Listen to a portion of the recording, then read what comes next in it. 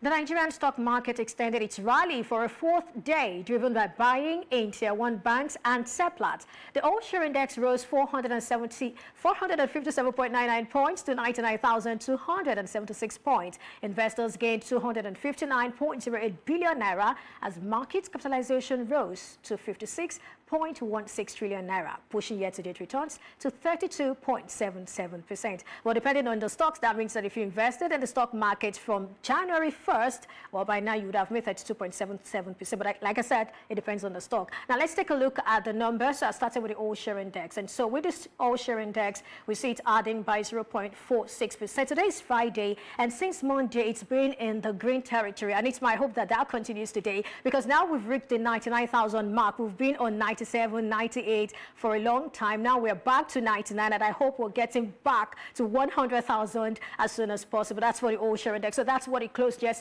Now let's take a look at market capitalization. I talked about that earlier, 56.16 trillion naira. And now to the top movers. For top movers, we have more of the banking sector here, and of course, we also have an insurance company here. So it's the financial services sector that's just, taking charge of the market, and that's not a surprise, really. For Access Corp, 51.8 million shares were traded yesterday. That's for Access Corp. And then for Zenith Bank, 39.2 million. For Universal Insurance, 21.2 million. FCMB, 20.9 million. And Fidelity Bank, 19.1 million. You can see the value right there. Now let's take a look at the top gainers from yesterday's market activities.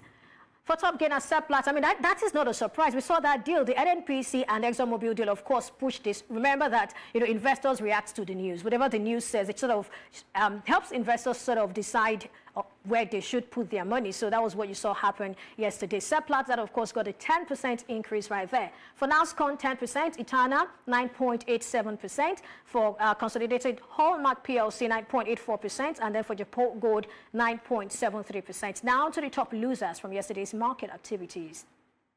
Cornerstone down minus 8.81%. International Breweries down 8.75%. Prestige down 8.47%. Insurance here down 5.71%. And we have Sterling Bank down 4.05%. When you take a look at this, you see that even the financial services sector sort of also played a role here. Looking at those that sort of lost yesterday, they lost more prices yesterday. Now let's take a look at sector performance. For sectoral performance, we have, let me say we have a mixed sentiment here, because yesterday, 2 days ago, which was on Wednesday, everything was in the green, right? But today, we have the financial services sector in the green, the oil and gas in the green. Seplat did a great job at lifting this particular one, I must say. And then we have consumer goods down 0.11% and industrial goods down 0.01%. But that's the picture of what happened yesterday at the markets. Today is another day, and of course, trading has started. We'll let you know whatever happens today later. That'll be next week. We'll take a break now. When we come back, we'll have our first conversation for today. Stay with me. You're watching Business Edge.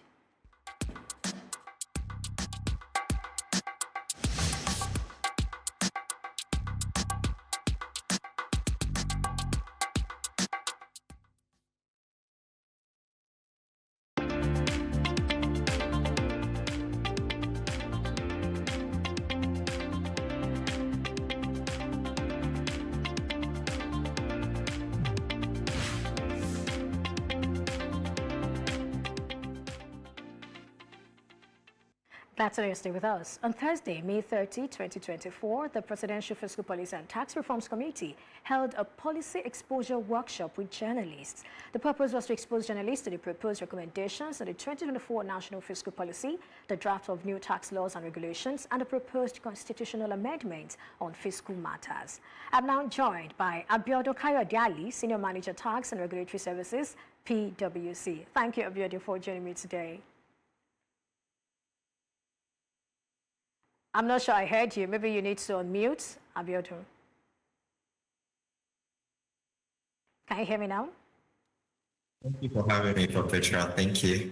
All right, good. Now, the 2024 National Fiscal Policy, as proposed by the committee, seeks to ensure sustainable taxation, spending, and borrowing. I want us to stay on tax for a bit. We'll get to the other parts, the spending and the borrowing, which, of course, we'll see all that when we get to the constitutional amendments that they are proposing. Now, the committee hopes to harmonize taxes from 60 official, 200 unofficial, to single digit, and in this case, 8.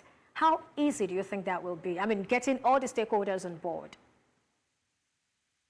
Yeah, so yes, it might be an Herculean task considering the fact that most of these subnationals, especially who actually account for a lot of these taxes, are actually looking for avenues to raise their revenue.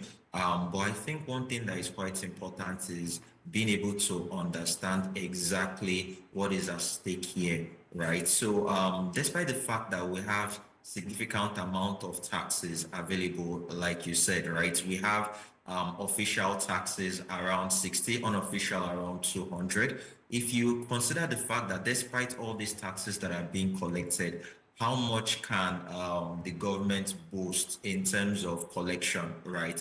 So at the federal level, the tax authorities, the FRS, I think were able to gather around 12 trillion from federal taxes as at last year. But the states, right, as of 2 years ago, the states were doing below 2 trillion in terms of taxes collected. And if you consider Lagos and Rivers, they were doing significantly higher than every other state, right? There was a report that was released in 2021 that said even those that we regard as touts in Lagos, they collect even way more than what other states are collecting. So if you look at it in terms of efficiency in collection and also in terms of removal of leakages, right? You discover that shrinking these number of taxes, especially those collected by non-state actors, will do everyone a lot of good. Not just the government, but also the individuals, right, who actually pay for these taxes without even having profits, right? So I think it will do a lot of good, and it would simply depend on the ability of the committee to convince the subnationals about what this would do in the long run. Well, speaking of convincing the subnationals, I remember last year we had that conversation since October when they said they were having a conversation with the subnationals so that at the end of the day they would have an MOU to talk about all of this. But I remember yesterday I asked him, like, okay, so you said 7 months ago that you were meeting with subnationals, and then the update he gave me wasn't encouraging, even though he said he's optimistic. He said they've not necessarily been able to meet to agree, and they're also not going through the route of MOU. And I'm wondering, since 7 months ago, they're just going to be meeting maybe sometime next week. I'm just wondering how that is going to pan out. But of course, I mean, they have the benefit, or let's say, they have the benefit of the law, which they want to definitely push. Away from that, now some of the changes that were proposed, let's look at some changes which were proposed for some of the 8 taxes. An example is the income and capital gain tax. And then we also have VAT, and then we have excise duties. I'd like to get your thoughts on some of these changes, starting with the customs duty, really, which the committee sort of wants pegged at 800 naira. Let me get your thought on that first. Yeah, so I think that's actually going to be a very good idea. If they're able to pull it through, I think it's going to be beneficial, not just for the government, but also the individuals. Because if you think about it, right, pegging the exchange rate at 800 for import duties, it makes a lot of sense, right? Because consider the fact that the imports, most of these imports are being done by producers, right? Who are actually trying to import capital items with which they will be able to generate output, right? And once they're able to generate output, they're able to sell it within the country, right? So if you consider some of the things these businesses are doing in terms of employment, right? In terms of making profits, and from the profits they generate, the government is able to tax such profit. It makes a lot of sense, and it's a win-win for the businesses, for the individuals they're employing, and also for the government who they will be paying profit tax to, right? Compared to what a lot of these businesses are going through right now. You see some of them are unable to pick up items that they've actually imported and reported a long time ago. And before you know it, as time passes by, the exchange rate moves higher again against them, right? And this is not something that is good. So it only makes sense that the government actually pegs this rate, because the import duty is also a revenue to the government. So the government can just hold on, peg the rate, and get revenue later when these businesses begin to make profit. For the income tax you spoke about, I think it does make a lot of sense that the Fiscal Policy Committee is trying to advise on the reduction of companies' income tax. Like the chairman has said, the effective tax that is being paid by companies in Nigeria is actually one of the highest in the world. They have the companies' income tax that they have to pay. They also have the tertiary education tax, which they have to pay about 3%. Companies' income tax 30%, but the tertiary education tax has a wider base, right? So in effect, it's a bit more than the 3%, right? Then they have other taxes that they also have to pay. So if you look at all this, reducing the tax rate, the income tax rate that they pay, would actually give them more space, more bandwidth to go into investment activities, which would actually be for creation of more businesses and more profits, which is also good for the government, and also the other taxes that you made mention of. So I think it's a step in the right direction. And considering the fact that Nigeria is trying to grow its GDP to a $1 trillion economy by 2020, I think this is actually a good move in order to ensure that we're actually growing and we're able to actually solve a lot of our macroeconomic problems, such as unemployment. So I think it's something that is going to be welcomed by most businesses and individuals in the country.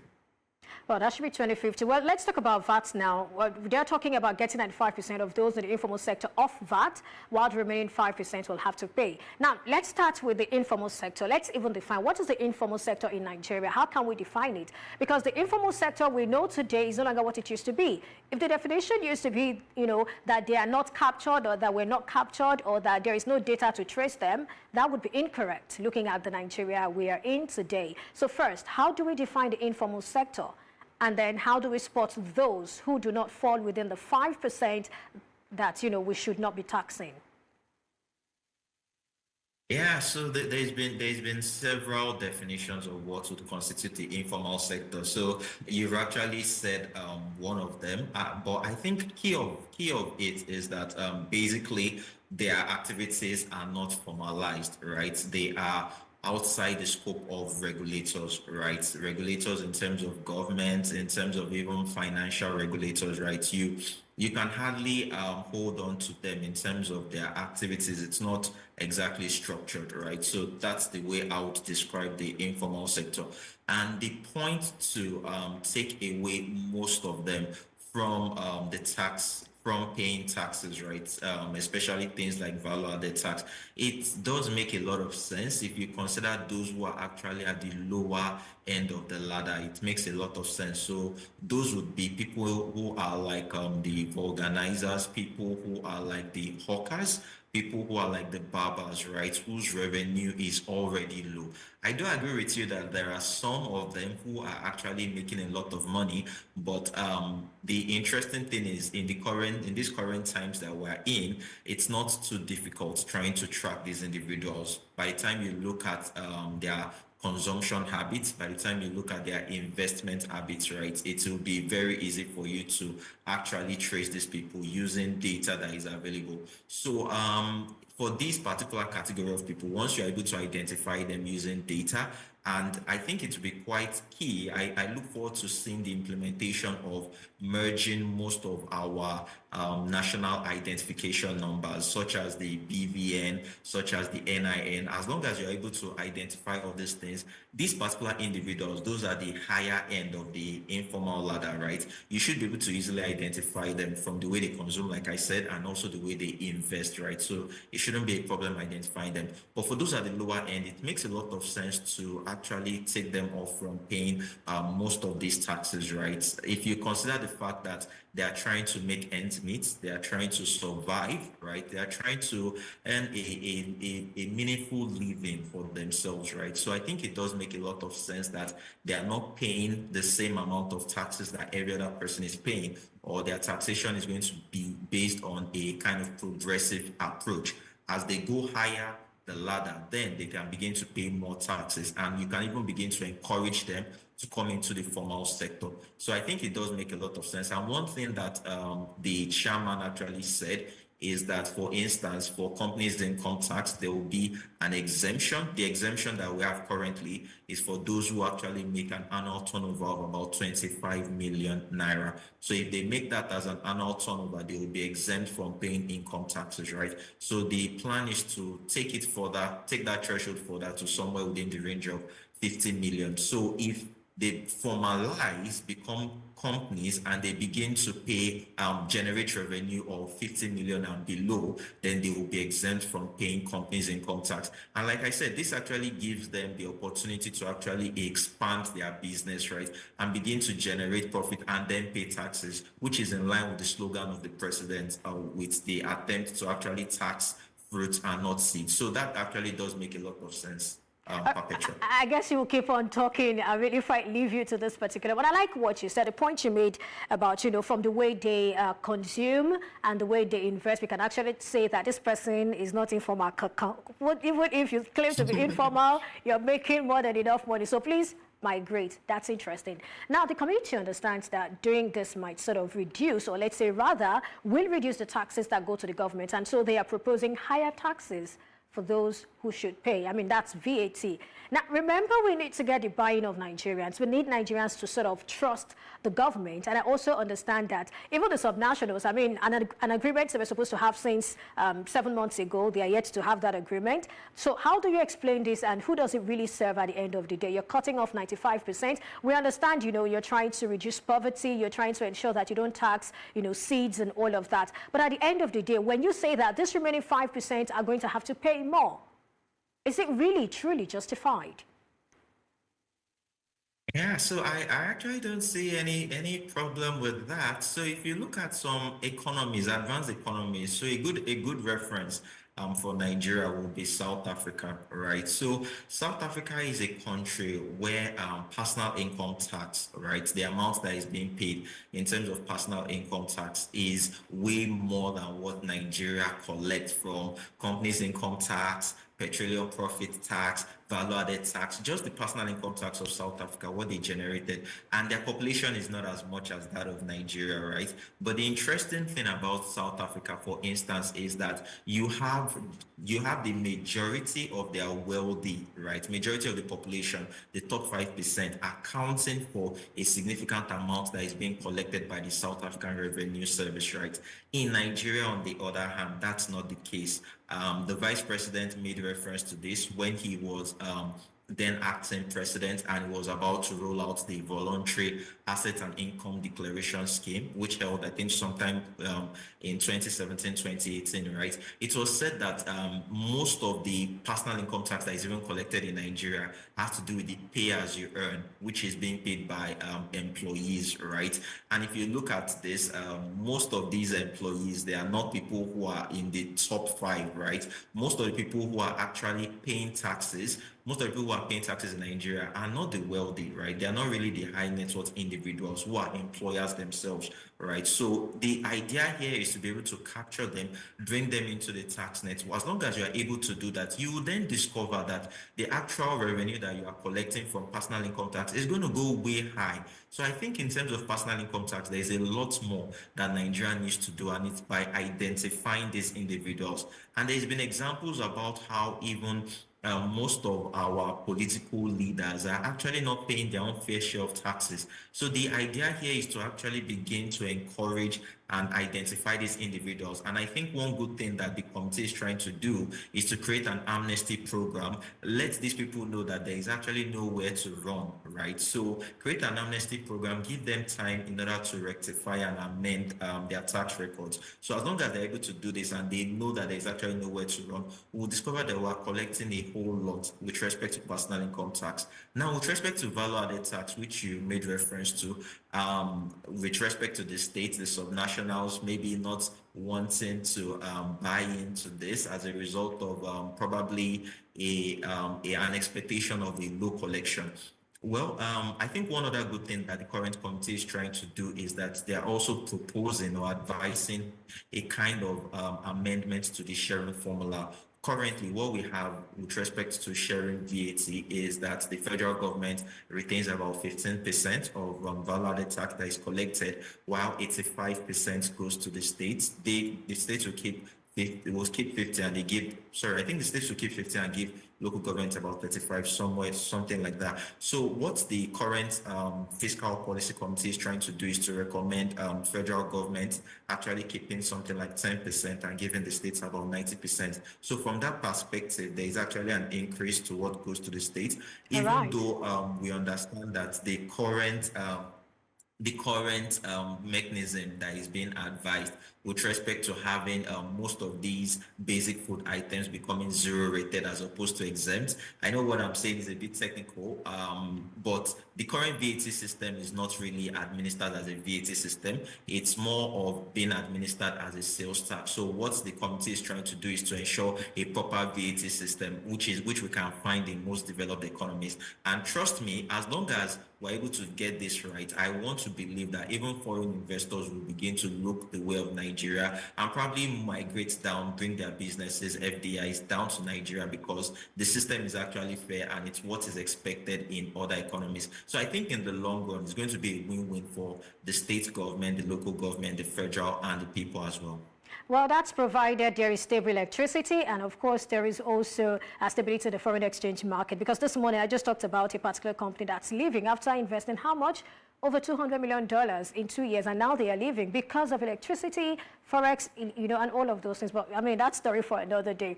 We're talking about this now. So for withholding tax, interestingly, the committee's proposals have been approved, and all things being equal, we should see that gazetted before June runs to an end. So talk to me. What do you make of those proposals? Perpetua, to be honest with you, I think this is going to be music to the ears of every business in Nigeria, right?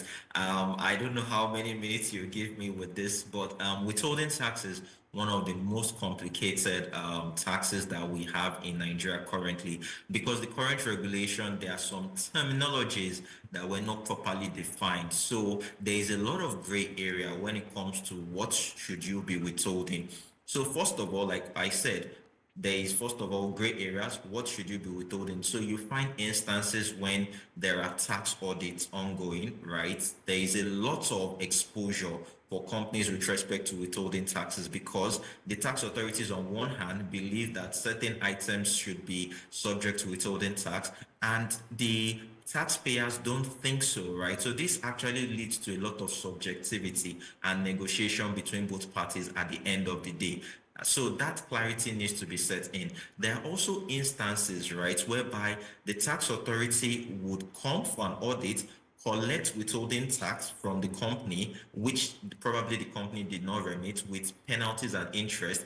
Then the tax authorities will then go to the vendors from which withholding tax should have been deducted and collect the normal company's income tax. So it then looks like there is a double dipping, right? You are collecting from two ends. Then also, there is also another problem whereby you have some certain companies who have suffered withholding tax being deducted from their income at source. And these companies, by the time they are now making their tax returns, they then discover that they probably don't even have taxes to pay. So most of their monies are actually in the hands of government. And like you said, in these current times, everyone needs cash, right? So they are now faced with the situation of how do they get back their taxes, which has been collected from them at source, because that is exactly what withholding tax is, advanced payment of taxes. How do they get back those taxes that have been deducted from them at source? Okay. By the time they make a proposal or a request for a refund to the tax authorities, another audit comes up. So these are some of All right, Abiodun, I'm afraid we need to take a commercial break now. When we come back, we'll continue. Stay with me. Glad to know you're still with us. And of course, Abiodun Kayode-Alli is still with me, and we're talking about the proposed fiscal reforms. Now, Abiodun, can you land on the thoughts you were on so we can just move on, just in 30 seconds? Yes, so I was simply saying that the current withholding tax system that we have in place is fraught with lots of problems, and it has resulted into companies paying taxes that they ought not to pay, right? So it's something that I believe that most companies would be very happy and looking forward to seeing the new 2024 withholding tax regulation, and hoping and believing that it addresses most of these challenges that we currently encounter. But absolutely. Now, apart from revenue transformation, which of course is what we've been talking about, there are other recommendations that border on fiscal governance and then economic growth and competitiveness. Now, let me begin with constitutional amendment, for example. I'm particularly excited by two of those constitutional amendments. There is one that talks about qualification for election, saying that you must be compliant with your tax obligations before you can run for an office. And then there is the one on presidential pardon, which says presidential pardon should not include those that have been convicted for corruption. I'd like you to talk about this and, any other one that interests you. Yeah, so those are interesting. Those are interesting proposals. But the question is, will it see the light of day, right? It will actually be very nice if it's something that is actually going to be taken in by the National Assembly. So the first one that you made reference to, and I simply think it would help Nigeria if persons who are actually going for electoral positions are simply able to just comply, right? There will simply be certain examples if they are able to comply with ensuring that they are paying their own fair share of taxes, right? Because it only makes sense that you are able to lead by example, right? So I think it would make a lot of sense if they're able to do so. And I think a good reference that we also saw at the last election was a situation whereby most of the state internal revenue services were calling on political office, people vying for political positions, asking them to come and purchase a tax clearance certificate. So I think that was something that was actually appalling, right? And we saw situations where politicians were moving from one state to see where they could get their TCC, which is a tax clearance certificate at a cheaper rate. I think that's not a good thing. So I think it will be very important for people to do what is right and lead by example. Then the second one you also made reference to, yeah, if you think about it, receiving pardon for actually looting public funds, it's not actually a good thing, considering the fact that these are monies that are being paid by taxpayers, monies contributed by taxpayers, right? So I think that kind of amendment would go a long way in actually stopping people from engaging in such acts, especially those in political offices. So it does make a lot of sense, right? So I think these two constitutional amendments that you've made reference to will go a long way in helping the country. Also, with respect to others, such as amendments of things like stamp duty, for instance. Some of these laws are archaic, and I think it does make a lot of sense if there is actually a modification with how these amounts are being shared. Then also, I think one other important one, which was referenced yesterday. Let me see if I remember now. Is it the one for Okay, ministers? probably I can't remember. Probably over time. Come again. I said, is it the one for ministers looking at the constitutional amendments? Is it that one? Not Or the one for exactly. I budgets? think okay. There's I another one remember. for budgets that I says think I that. remember Okay, it. go ahead then. Okay, I think it has to do with the value added tax. It's still the one on the value added tax, right? So, because value added tax is actually not on the exclusive list currently, there were these debates about states wanting to collect consumption taxes. And that's why in Lagos State, for instance, we see situations whereby Lagos State has this consumption tax, then we also have value added tax. Then it's now creating a kind of burden on the taxpayer, whereby the tax base, right? There is double taxation on the tax base, both from VAT collected by the FRS and consumption tax collected by the state authorities. So one thing that will be good is to have just have one particular agency responsible for collecting it. So it will make a lot of sense if it's actually considered on the exclusive list, such that it's only collected at the federal level and it's being shared across all states, considering the fact that the federal actually has the technology, has the resources, the experience to collect these taxes. And this can put to rest totally even the ongoing tussle between, I think, the river states and the River State and the Attorney General of the Federation with respect to who should be collecting consumption taxes. So I think this is something that would help as long as it's being sorted in the Constitution. Okay, now in closing, how does this committee hope to ensure a watertight system such that Nigerians should pay taxes are not able to evade tax and the collectors do not shortchange the government? Yeah, that's a very good question you've asked. So one thing I think needs to be done is to actually centralize collection. I think that's very key, right? We've seen instances whereby lots of agencies who ordinarily were set up for probably regulatory purposes are trying to collect taxes or are setting up audits and investigations. We've seen instances where the National Assembly, right, where the RAMFAC, Revenue Mobilization, Allocation and Fiscal Commission, trying to collect taxes. You've seen instances where EFCC, ICPC, right, bodies set up for different purposes are trying to collect taxes. So I think one thing that would need to be done is to go with the advice, right, whereby we have one single authority responsible for collecting taxes, and then allocating. The government can then decide on how it wants to allocate these monies, right? So I think that would help. Then I think another thing would also be the use of technology, right? So if you consider other developed countries, even developing countries like Rwanda, right? Rwanda in the past 21 years have been able to increase their revenue collection simply by adopting